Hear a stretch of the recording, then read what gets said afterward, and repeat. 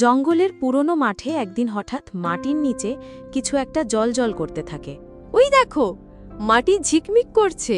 আমি দেখি, হয়তো এটা আমার রাজত্বের চাবি। সাবধান টুনি, সব ঝকঝকে জিনিস ভালো না। টুনি এবার গোপনে প্ল্যান করে আয়নার জাদু দিয়ে সবাইকে বোকা বানাবে।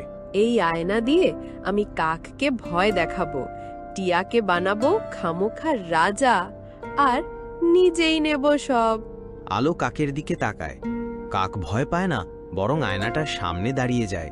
আয়না শুধু সত্য বলে, তাই ভয় পায় তারাই যারা মিথ্যার মধ্যে ডুবে।